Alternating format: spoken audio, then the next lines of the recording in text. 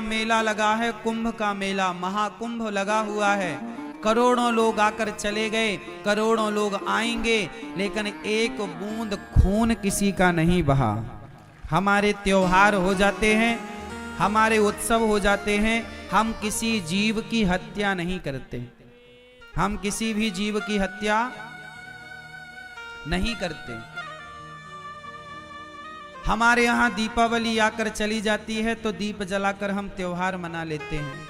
होली आती है तो रंग लगाकर त्योहार मनाते हैं। अन्य त्योहार आते हैं, हम लड्डू बांटकर, मिठाई बांटकर त्योहार मनाते हैं।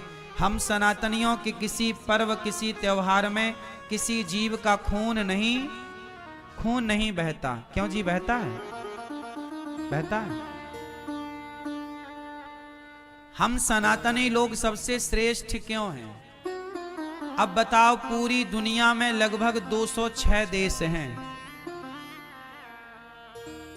इतनी बड़ी दुनिया है, इतने सारे देश हैं, लेकिन इतना बड़ा मेला, और वो भी भक्ति का मेला, प्रेम का मेला, केवल कुंभ प्रयागराज जी में हम सब देखते हैं। कैसा भी व्यक्ति हो, बूढ़ी मैया हो, बूढ़ा पिता हो, बच्चे हो, सब आ करके डुबकी लगा रहे हैं। यही भारतीय सुंदरता है, सनातन संस्कृति का महापर्व है। हम बड़े क्यों हैं?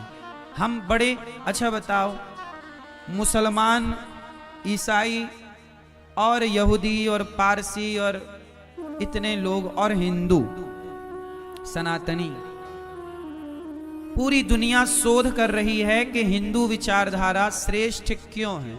अच्छा ये बताओ, मुस्लिम कौन है? मुसलमान एक विचारधारा का नाम है, ईसाई एक विचारधारा का नाम है, हिंदू एक विचारधारा का नाम है। हम श्रेष्ठ क्यों हैं? हिंदू श्रेष्ठ क्यों हैं?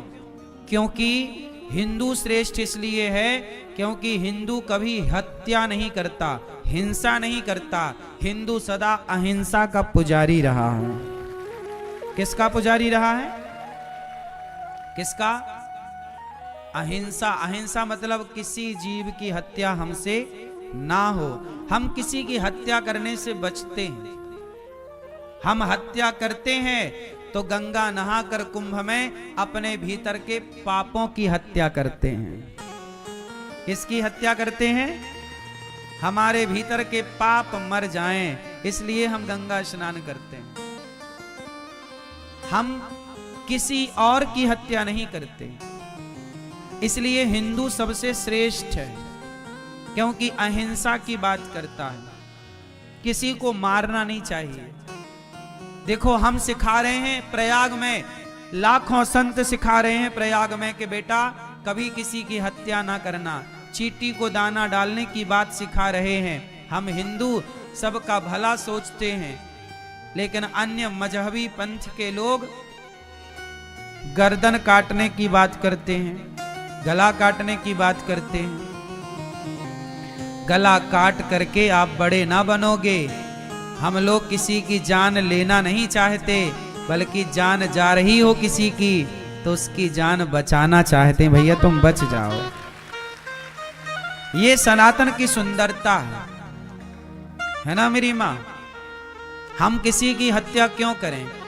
इतना बड़ा कुंभ लगा है, देखिए लोग बड़ी दूर दूर से आ रहे हैं, बड़ी श्रद्धा से बूढ़ी बूढ़ी माताएं डुबकी लगा रही हैं।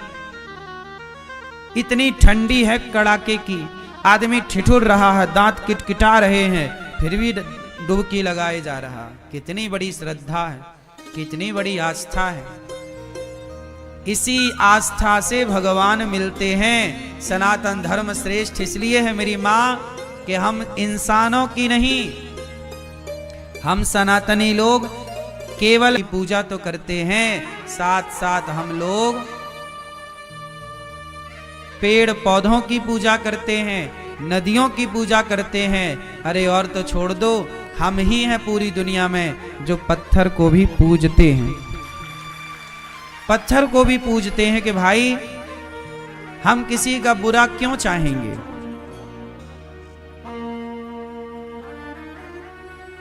भगवान की कृपा से हम बड़े भाग्यशाली हैं कि भगवान ने हमें सनातन धर्म की विचारधारा में भेजा है। ये जो महाकुंभ है ये सबके समझ में भी नहीं आता। कुछ लोग महाकुंभ का विरोध भी कर रहे हैं कि ऐसा नहीं वैसा नहीं। ये कौन लोग हैं? अज्ञानी, जिन्हें ज्ञान ही नहीं है सनातन धर्म के बारे में। साल भर आप लोग साधु संतों की सेवा करते हैं, पर महाकुंभ में देखिए संत लोग आप लोगों की सेवा करते हैं, भोजन खिला करके, आपकी व्यवस्थाएं करके। इस पूरे कुंभ में सोचिए जगह जगह संतों का ही तो मेला लगा हुआ है। जिन संतों को आप पूरी जिंदगी में इतने सारे संतों का दर्शन नहीं कर सकते एक एक जगह जाकर, इसलिए आप सनातनियों के लिए व्यवस्था की गई है कि साल में 12 वर्ष में एक बार महाकुंभ लगाया जाए और सभी संत एक जगह इकट्ठे हों। तो आप लोग सब संतों के पास अलग अलग नहीं जा सकते, तो संत एक जगह इकट्ठे हो जाते हैं कि आप लोग दर्शन कर लो। इसलिए यह महाकुंभ होता है। और इसी महाकुंभ में आप लोगों के सहयोग से गौरी गोपाल आश्रम की ओर से गौरी गोपाल अन्न क्षेत्र, आप सब भक्तों के सहयोग से गौरी गोपाल अन्न क्षेत्र चल रहा है, जहां हजारों भक्तजन भोजन कर रहे हैं। आप भी अपनी ओर से भोजन बंटवाकर साधु संतों को, भक्तजनों को भोजन बंटवाकर पुण्य के भागीदार बन सकते हैं। गौरी गोपाल अन्न क्षेत्र बट रहा है इस महाकुंभ में। आप भी अपनी ओर से प्रसाद बंटवा सकते हैं कि हमारी भी रोटी, हमारी भी पूड़ी, हमारा भी प्रसाद भक्तों तक पहुंचे, भक्त इसका लाभ लें। अन्न दान से बड़ा भला कौन सा दान होगा। तो आप भी अन्न क्षेत्र बंटवाकर पुण्य के भागीदार जरूर बनिएगा। ये महाकुंभ का महामेला बार बार ना मिलेगा। प्रिय भक्तों,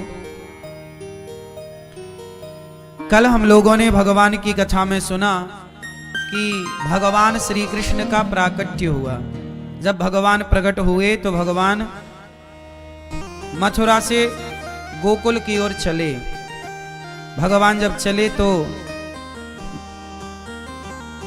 सब प्रकार का आनंद हुआ, पांव की बेड़ियां खुल गईं। वसुदेव जी महाराज भगवान को लेकर यशोदा मां के पास पहुंचे।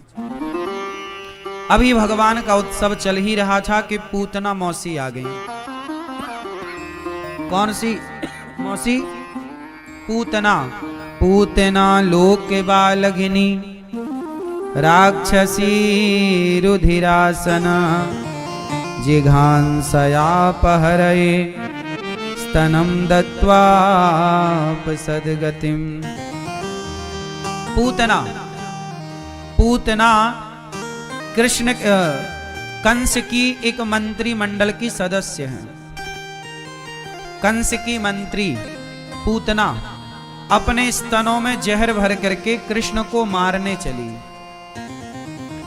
जैसे ही वो भगवान के पास आई, बड़ी सुंदर बन करके आई, मैया यशोदा से मिली। अरे मैया, मैंने सुन रखे हो तैने बुढ़ापे में रबड़ी से रात में लड़ुआ सो लाला जायो है। अरे मैया, एक बार लाला को दर्शन तो कराए दे। मैया बोली, तुम सबन के आशीर्वाद से छोरा भयो है, बहन ने तुम भी आशीर्वाद दियो, दर्शन दो। पूतना बोली, मैया मैं तेरे छोरा को दूध पिलानो चाहूं। अच्छा मैया, दूध पिलानो चाहे? हाँ। अरे तो को पतो ना है बहन, हमारे दूध में इतनी शक्ति है कि जो बच्चा हमारे दूध पिए ना वो अमर है जाए। मैया बोली, मैया तब तो हमारे लाला को तुम जरूर दूध पिलाओ ताकि हमारो कन्हैया अमर है जाए। अब पूतना मौसी भगवान श्री कृष्ण को दूध पिलाने लग गई। अच्छा, भगवान श्री कृष्ण ने देखा कि पूतना आ रही है तो भगवान ने पूतना को देखकर नेत्र बंद कर लिए, आंखें मूंद ली, पूतना को देखा नहीं। भगवान पूतना को देखना नहीं चाहते। क्या नहीं चाहते? पूतना को बोलो, क्यों नहीं देखना चाहते? भगवान उसे कभी नहीं देखना चाहते जिसका तन बहुत सुंदर है पर जिसके मन में कपट हो, जिसका भीतरी भाग गंदा हो, जिसका विचार गंदा हो, जिसका मन दूषित हो, भगवान ऐसों को बिल्कुल देखना नहीं चाहते। हम तुम्हें नहीं देखेंगे। इसलिए कहता हूं कि गंगा जी आए हो ना, तो केवल तन को ही ना धुल लेना,